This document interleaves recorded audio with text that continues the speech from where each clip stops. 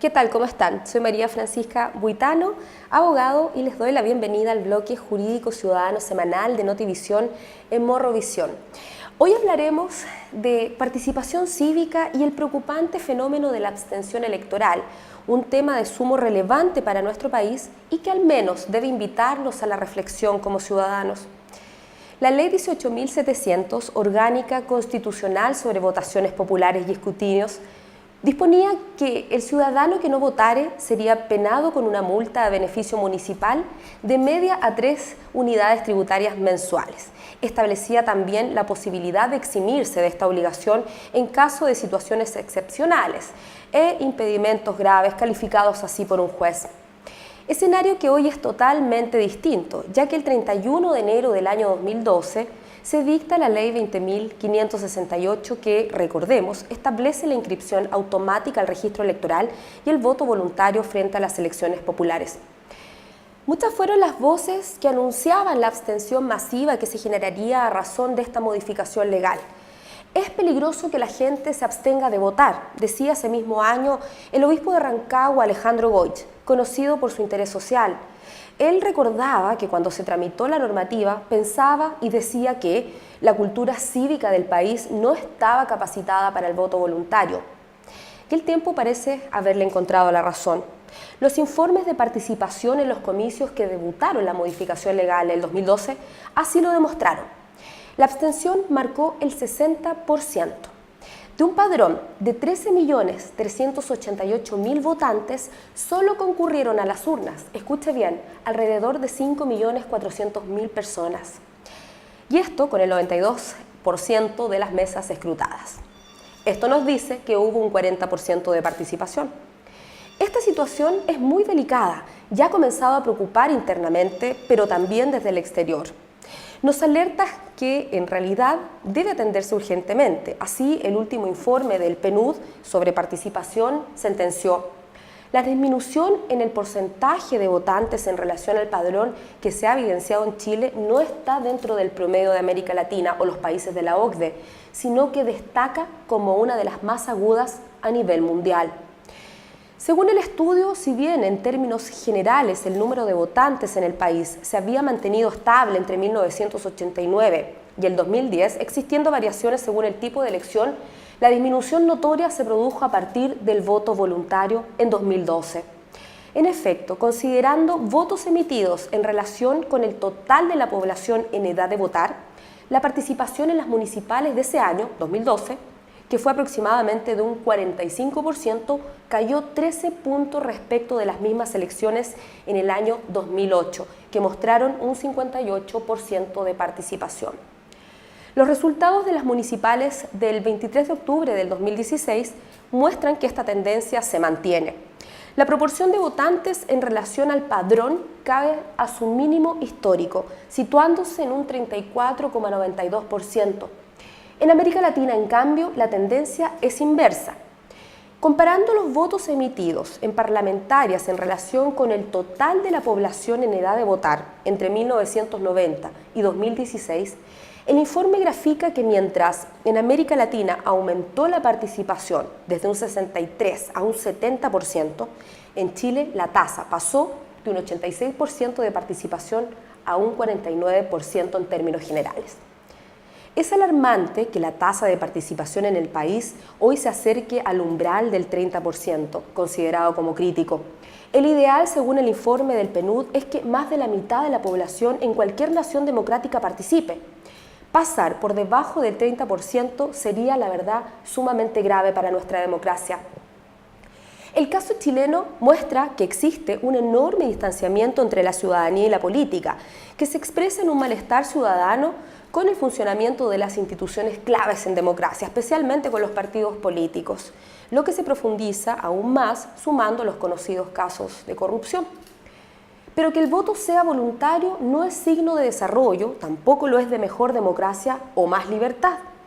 Cuando el voto es voluntario y existen grandes niveles de abstención, las minorías, en definitiva, se convierten en las únicas que toman las decisiones frente a la mayoría que se mantiene silenciosa, desencantada, ofendida o simplemente indiferente respecto del destino de su país. En una democracia donde el modelo de sociedad imperante está siendo seriamente cuestionado tanto por los estratos más necesitados como por la clase media, en un país en donde se requieren transformaciones estructurales, mantener el voto voluntario es todavía más peligroso. Pues estas transformaciones deben estar directamente relacionadas con sólidas y mayorías de ciudadanos votantes y no con niveles de abstenciones que terminan por deslegitimarla. Si bien Chile es una democracia estable, aún no está a la altura de una verdadera república. Quienes defienden el voto voluntario en Chile argumentan a favor poniendo como ejemplo las democracias más desarrolladas de Occidente. Gran equivocación, porque en Chile nos falta aún mucho en experiencia de vida cívica para eso.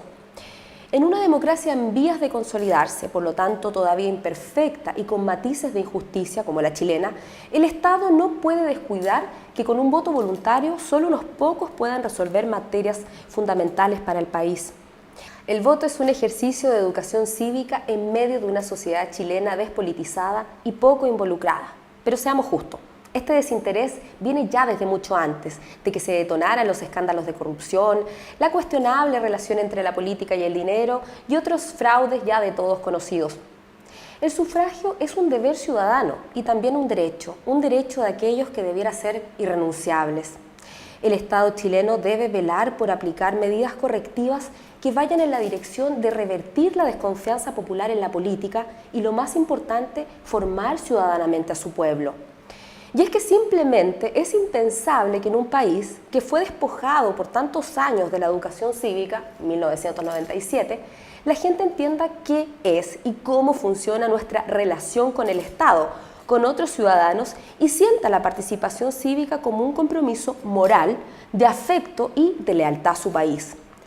Debemos ver, por lo tanto, con buenos ojos la reciente reincorporación de esta importante materia a razón de la dictación de la Ley 20.911 promulgada durante el año pasado y que promete implementarse durante este 2017.